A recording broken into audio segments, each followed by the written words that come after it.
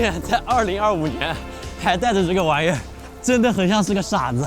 但是我觉得在人特别多的地方，一定程度上这受到保护，可以更自然的表达一些。我们现在东京涩谷，这里人真的巨多。上一次来的时候还是和 Lynx 爬雪山，但这次我们会拍得更城市和人文一些。这次我们赞助商是猛犸，我们的老朋友。然后我身上别的是他们新出这个 Lock Max 2，这个麦克风它有 AI 降噪，而且有个很厉害的无线监听功能。所以这一次我们打算让它陪伴我们做一期杜比世界加杜比全景声双杜比的这么一期视频。所以我们开始吧，就在这里，样片日记，东京版，绝对好看。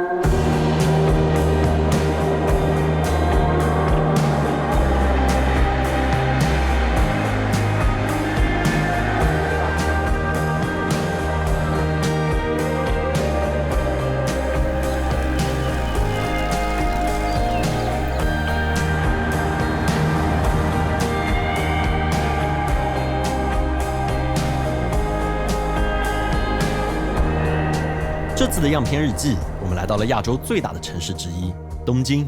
那老规矩，我们拍摄到的素材依旧免费，你可以随意使用，包括个人商用。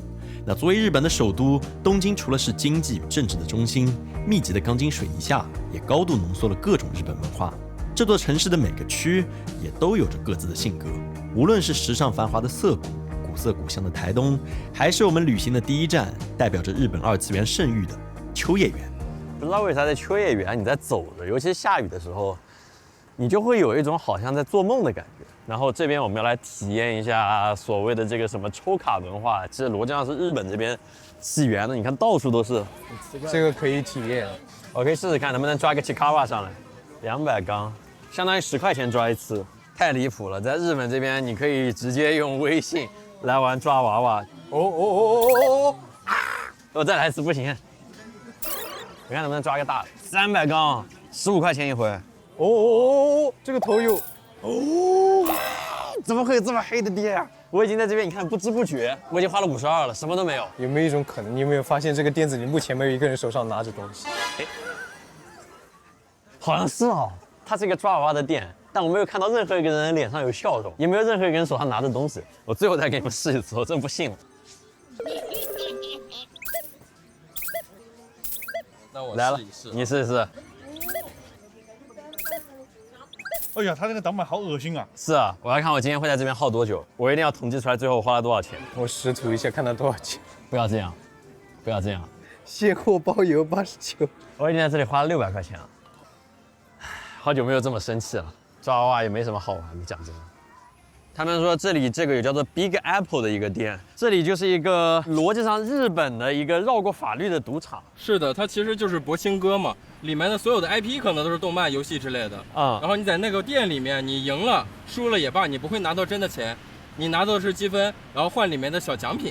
然后你出来这家店几百米以内一定有能够兑换这个奖品的，就是用超高价来把你这个奖品买走的一个店。对，大部分人都是日本本地人在玩。然后就倾家荡产的也有，好吧，我一直觉得日本就是一个，怎么说，和拉斯维加斯有点像，就是你明面上面都是很奢华、很繁华，尤其在东京，是，但是下面又全都是，暗流涌动的那种，对，就是那个样子。东京，这就是东京。东京真的是一个很矛盾的地方。讲真的，我们没有本事和胆子带你去看它暗流涌动的一面。那如果你感兴趣，欢迎去看看我的好朋友食频道，曾经是战地记者的丙叔，他们做的纪录片。我们能做的是尽我们所能记录下影像和声音，让你身临其境，带着自己的思绪，走入这座巨大的都市。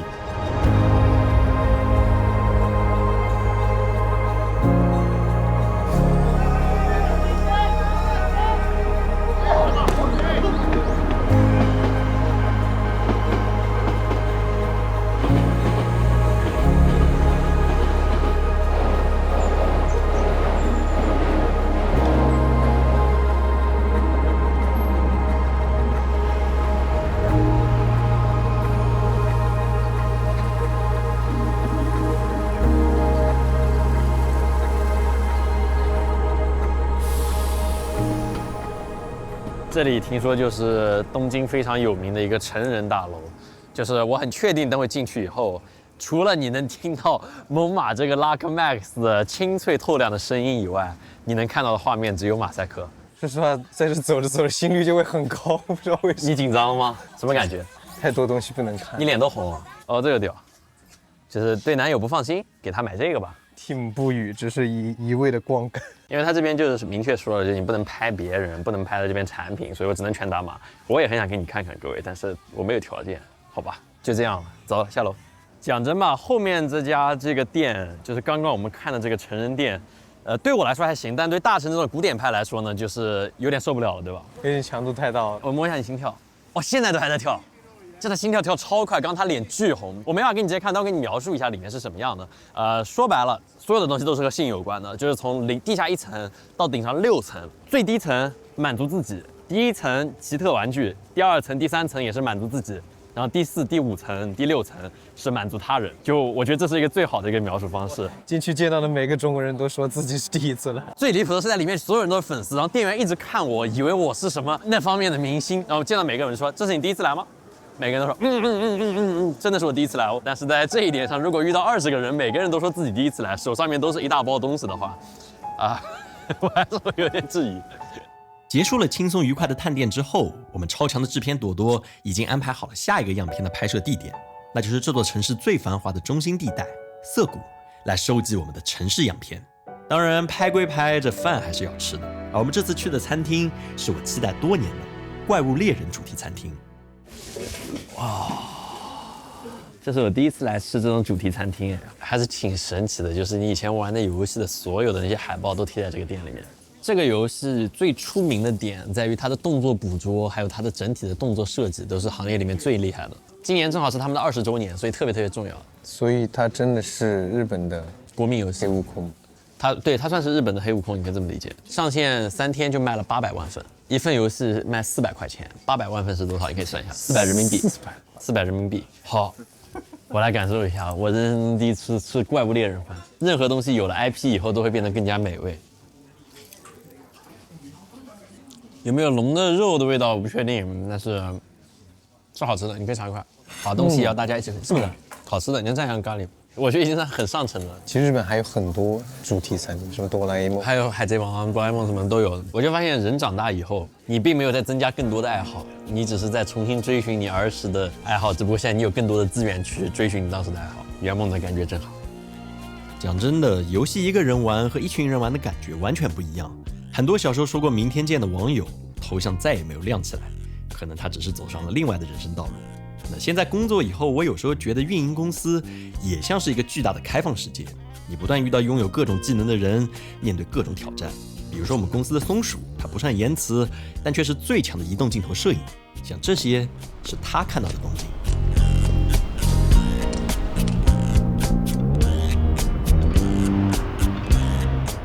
而公司的 Vino 擅长微动机位，他所留下的影像又会有另一番风味。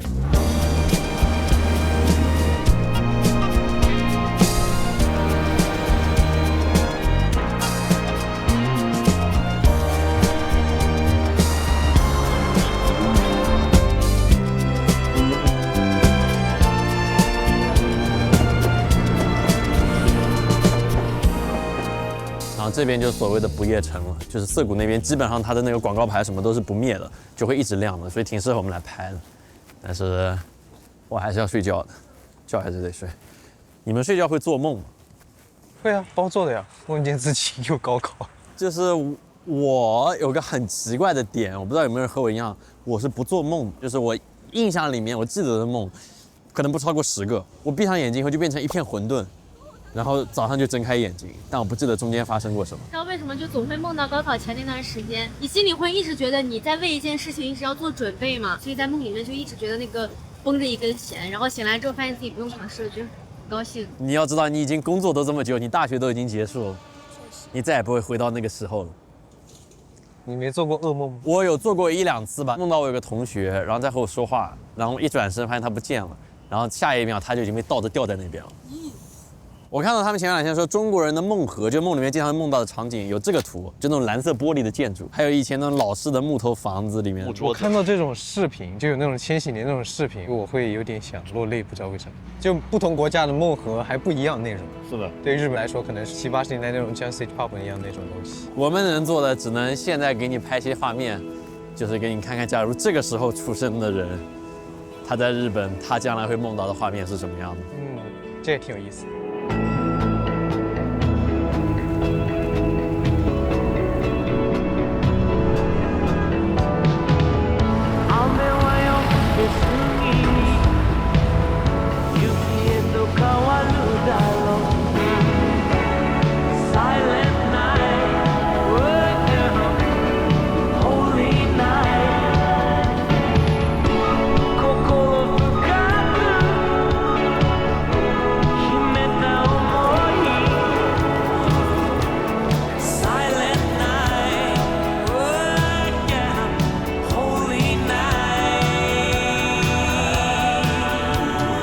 告别了繁华的东京，样片日记的下一站便是周边的热海地区。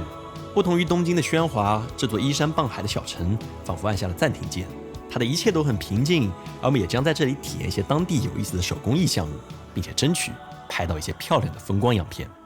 我觉得热海这个地方我还是挺喜欢的，就是好的风景你都不需要摄影机移动，你就给大家拍一个静态的，让我们这边麦克风把这边环境音收进去。然后你看这边啊，就是我们因为在录这边的声音，假如我现在要表述，我不想有后面这个车子的声音，那我就可以调一下我们这边这个降噪，在我们接收端上面，只要一调，因为今天车的声音立刻就减弱，但是我的人声还是很干净。就猛犸这是它最大的这个提升，就是它人声听着不尬。你看这种声音过去，我不会听起来闷住，这其实是过去麦克风降噪系统最大的问题，就听起来不自然。另一个对扫街很友好的点是这次猛犸 Luck Max 2的无线监听方案。以往的有线监听真的算不上是优雅，会有一根线绑在相机之上，而通过蓝牙耳机直接听又会有很高的延迟，容易拌嘴。而这一次猛犸直接内置了无线监听功能，让我们在拍摄 A roll 的时候，摄影师只需要戴上耳机就可以实时监听，并且几乎没有延迟，为我们这次拍摄提供了非常大的便利。Is this something that I can make after the tutorial?まずは色と形を決めていただくので、中で作りたい形を一つずつ選んでもらう。で、色は3色まで組み合わせができるので、好きなように混ぜれる。哦，我觉得这个就是我要的，这是我们现在能学会的东西吗？我怎么感觉这有点难。 Sit down， 这怎么感觉是要上刑了？好像不是很对啊。这确定是来练玻璃的，不是治疗网瘾。哇，好帅啊！柔らかいので回さないと垂れる。哦，白をつけますね。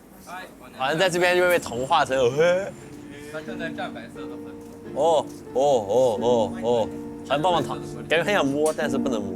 亲身参与手工制作这种事情，我做的并不算多，但直到自己尝试之后，我似乎也感受到了这其中的魅力所在。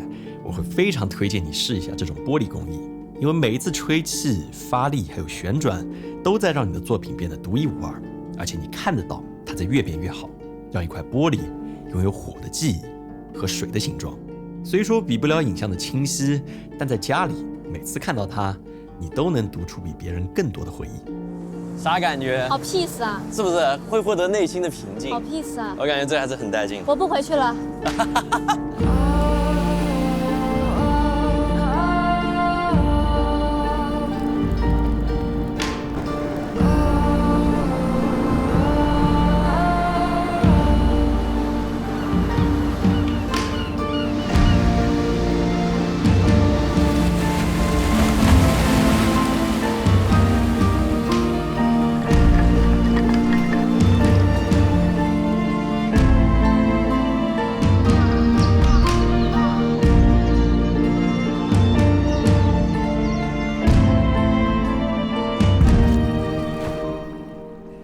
运势不好，你看这个天气，那边罗江就是富士山，但是我们真的什么都看不到。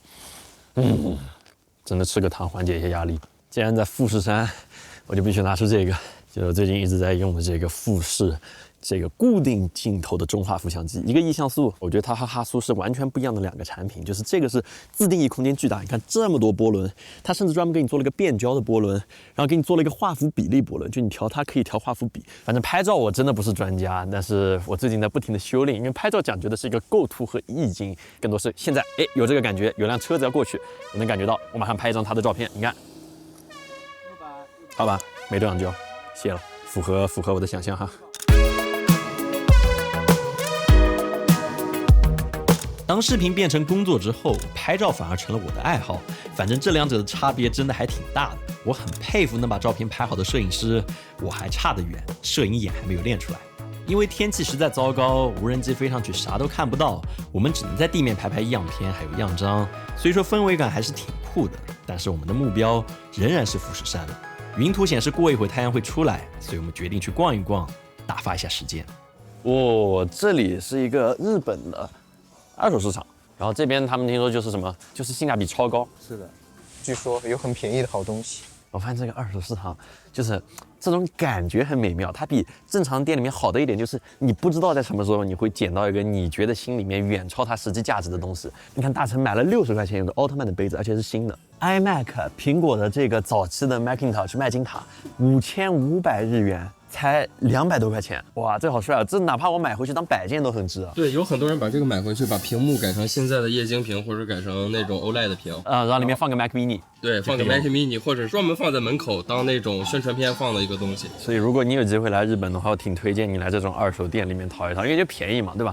你们可以买个装饰品什么的回去，肯定比买新的性价比要高太多了。这种捡漏的感觉超级美妙，线下闲鱼。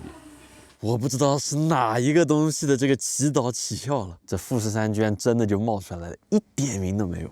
我们今天运气直接拉满了，然后我们就分成2组来干，一组负责飞无人机，我和叔叔负责飞无人机，然后我再拍一个岩石，然后另外一组去拍这个地面机位。他们本来这边有一群人叫做富士山受害者联盟，就是因为这边经常是看不到富士山的，但是今天就是已经算是最完美的一个状态了，富士山整一个毫无遮挡。终于祈祷成功了，起效果了这片。你看我们这边录音师。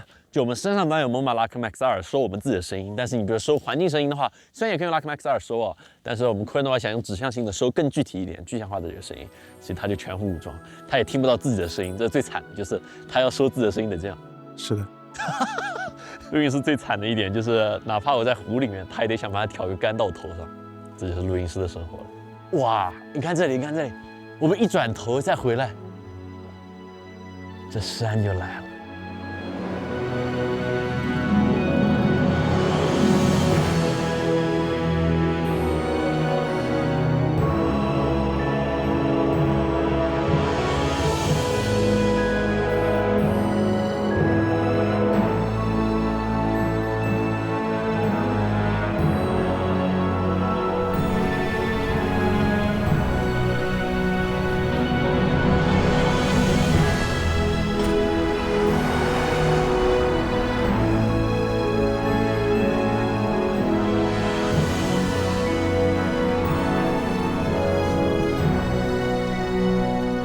感觉我还挺喜欢海滨城市的，就我以前在英国上学的时候也是，就在海边，然后一坐就是一整天。你可以看它这个海，从一个就是波光粼粼，然后再到现在这种很平静的状态，再到夕阳被映红，整个海面在反射光的这个状态，你可以看到一天它很多因为光而产生的变化，超级有意思。但是这里差不多就代表着我这一趟日本拍摄的这个旅途，他们还会再多待几天，想给各位多拍一点素材。但现在我比较难的一点就是我很难跟完一整个项目行程。你会看到很多项目就可能需要至少2个礼拜到3个礼拜的时间才能攒够所有好的素材，但是我自己往往可能只能分出几天或者1周的时间来进行一个对应的拍摄。但是我一直觉得外拍是很美妙的一件事情，就是我不把这个当成一个工作的感觉来看待，更多就是大家一起来创作。就当然很多朋友说，就是你应该讲一些故事啊、更深的人文啊什么的，但是我觉得这是不同栏目所定义的点。就样片日记，我觉得更多就是轻松的，你在吃饭的时候，或者你刚起床，或者你在下班路上你很累，你能看到这个视频，觉得哇，感觉今天又刷新了一点，原来世界上还有这些地方，也许我将来应该值得去一下。这就是我们这档节目的目的，所以我们就在这边结束吧。再次感谢蒙马拉克 Max 2支持我们这个项目。他们在国外叫做 Holy Land， 所以其实国内国外都已经很有名了，是很享誉的一个麦克风品牌。这次它的 AI 降噪，你也可以听到整体的音效非常非常优质。然后它的监听方案，然后它的超长的续航，还有它独特的这个夹的这个方式，可以正夹也可以反夹，还有防风毛衣什么都做得很细致。所以如果有兴趣的话，欢迎去看一看。然后我们公司的录音室唐坤他所录制的各种音效，现在也都整理好了，就放在这里。如果你需要的话，可以自取，就在这个地方。这期视频就这样，我们就在镰仓的这个大海这边来做这个视频的结尾。我们还有最后一些比较好的素材会放在片尾，如果有兴趣的话，也欢迎看到最后。那么我们下次再见。